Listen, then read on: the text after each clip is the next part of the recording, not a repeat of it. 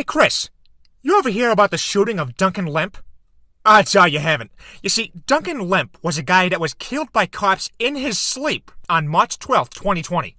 Around 2 months later, George Floyd is apprehended on the streets and killed by police as well. But the response is way different, as you can imagine, because all of a sudden, every single organization has to make sure they make a statement supporting Black Lives Matter, or they have anti-racist policies. Not to mention every single white bitch has to make a statement on Instagram. But you see, Duncan Lemp was quickly swept under the rug. I mean, he got a few headlines, not much. Obviously, not many people in the country knew about it, and of course, he was touted as a far-right extremist.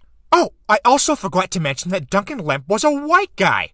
I mean, the cops killed a guy in his sleep. Surely that's more heinous than getting killed in broad daylight, isn't it?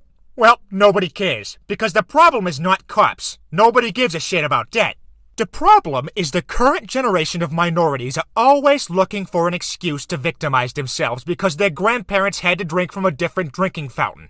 Rather than hold the government accountable for its increasing tyranny, the media has brainwashed the population to use racial injustice as a scapegoat. Ain't that something, Chris?